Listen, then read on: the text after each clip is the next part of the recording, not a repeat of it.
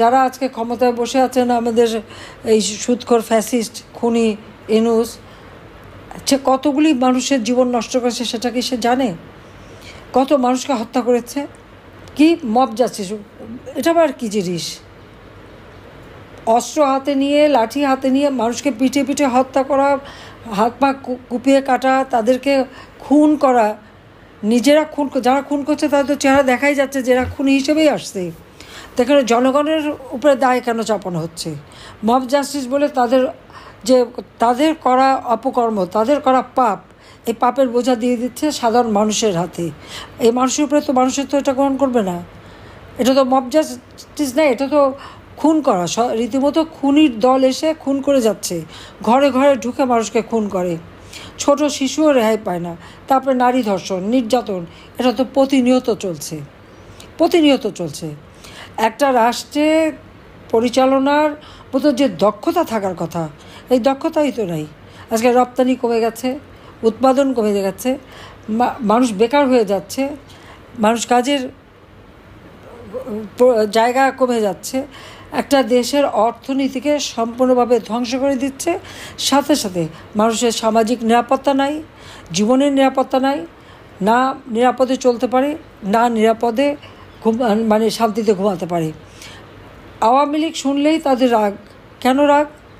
আওয়ামী লীগ প্রতিষ্ঠিত হয়েছে 1949 সালে, আর ছাত্রলীগ গঠন হয়েছে 1948 সালে। মাতৃভাষা কথা বলার আন্দোলন সংগ্রামের মধ্য দিয়ে এই ছাত্রলীগের জন্ম, এবং বাংলাদেশের শোষিত বঞ্চিত মানুষের ভাগ্য পরিবর্তনের জন্য আওয়ামী লীগ প্রতিষ্ঠা পেয়েছে। এবং এই প্রতিষ্ঠা লগ্ন থেকে আওয়ামী লীগ যখনই দেশ স্বাধীন করেছে, জাতির পিতা বঙ্গবন্ধু শেখ মুজিবের নেতৃত্বে এই আওয়ামী লীগ সংগঠনই তো, এই আওয়ামী লীগ যখনই ক্ষমতায় এসেছে দেশের উন্নতি হয়েছে। আজকে 2009 থেকে 2024 পর্যন্ত আমরা রাষ্ট্র পরিচালনা করে দেশকে অর্থনৈতিকভাবে উন্নত করেছি, সমৃদ্ধশালী করেছি, দারিদ্র্যের হার কমিয়েছি, সাক্ষরতার হার বাড়িয়েছি, মানুষের জীবন মান আয়ুষ্কাল বাড়িয়েছি। বাংলাদেশ সারা বিশ্বের কাছে উন্নয়নের রোল মডেল। 2020 সালে জাতির পিতার জন্মশতবার্ষিকী, 2021 সালে স্বাধীনতার সুবর্ণ জয়ন্তী যখন আমরা উদযাপন করি, তখনই আমরা উন্নয়নশীল দেশের মর্যাদা পেয়েছি। এবং 2024 সালে এটা বাস্তবায়ন হওয়ার কথা ছিল। অতিমারি, কোভিড-19 এবং যুদ্ধ, স্যাংশন, নানা কারণে আমরা 26 সাল থেকে আমাদের উন্নয়নশীল দেশ হিসেবে যাত্রা শুরু। এবং আমাদের উন্নয়নশীল দেশ হিসেবে যাত্রা শুরু বা আমাদের উন্নয়নশীল দেশ হিসেবে যে সমস্ত কন্ডিশন ছিল, যেটা জাতিসংঘের একটা বিশেষ কমিটি আছে, সেই কমিটি প্রতি বছর পরীক্ষা করতো। তারা বলেছে তা 2-4 বছর যদি আমাদের প্রবৃদ্ধি নাও বাড়ে, কিন্তু আমাদের ওই যে ক্রাইটেরিয়া আমরা এমন পর্যায়ে উচ্চ স্থানে নিয়ে গেছি, এটার কোনো ক্ষতি হবে না। কিন্তু আমি জানি না এখন যারা ক্ষমতা আছে তাদের কাছে দেশ তো বড় না, টাকা কামাই, টাকা পাচার, মানুষক্ষণ, আর আওয়ামী লীগকে ধ্বংস করা। আওয়ামী লীগ মানুষের ক্ষুধার অন্ন জুটিয়েছে, বেকার সমস্যা করেছে, তরুণদের জন্য নতুন দিগন্ত খুলে দিয়েছে, তাদের জীবন মান উন্নত করার, সমৃদ্ধশালী করেছে, ছাত্রদের শিক্ষার ব্যবস্থা করে দিয়েছি। প্রত্যেকটা ক্ষেত্রে আমরা উন্নয়ন করেছি। 7,97,000 কোটি টাকার বাজেট দিয়ে আসলাম। এই বাজেট টাকা গেল কোথায়? বয়স্ক ভাতা, বিধবা ভাতা, প্রতিবন্ধী ভাতা, মুক্তিযোদ্ধাদের ভাতা, এমনকি বৃত্তি, সেই প্রাইমারি থেকে যে বৃত্তি, সব কিছু বন্ধ। 1 কোটি পারিবারিক কার্ড করে দিলাম, মাত্র 30 টাকা কেজিতে চাল কিনে যাতে খেতে পারি, সেগুলিও নাই, বন্ধ। তো এই টাকাগুলি গেল কোথায়? সব ওই ইউনূসের পেটে ঢুকে গেছে আর তার সমন্বয়রা।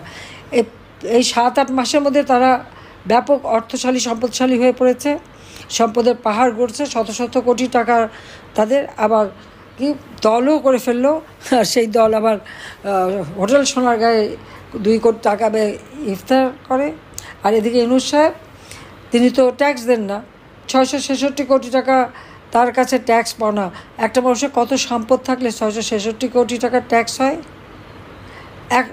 তার কাছে প্রায় 1100 কোটি টাকার ট্যাক্স পাওনা, তার মধ্যে 666 কোটি টাকার মামলা হয়েছিল।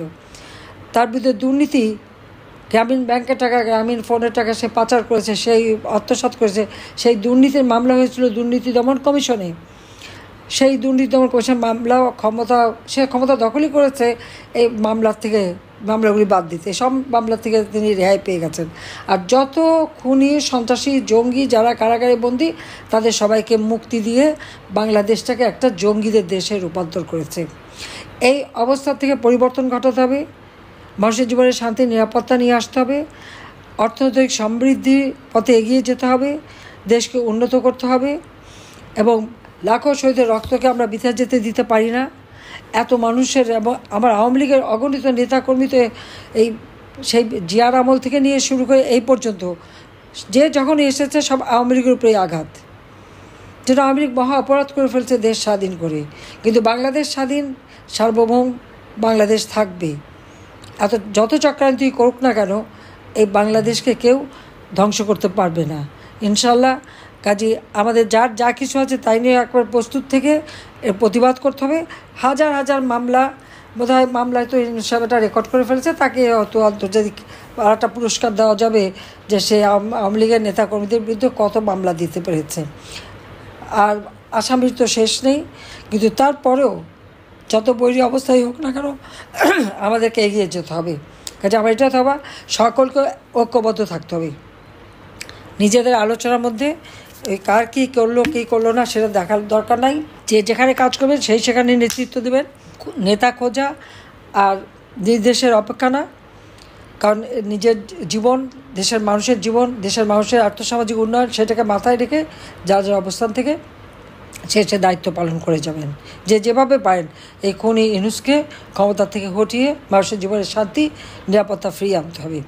জঙ্গি দেশ না, শান্তির দেশ, অসাম্প্রদায়িক চেতনার দেশ, এই বাংলাদেশকে আমরা সেইভাবে গড়ে তুলব। এটাই হচ্ছে আমাদের প্রতিজ্ঞা। সেইভাবে সবাই কাজ করবেন, আমি সেই নির্দেশনাই দিচ্ছি। সবাইকে ধন্যবাদ। জয় বাংলা, জয় বঙ্গবন্ধু, বাংলাদেশ চিরজীবী হোক।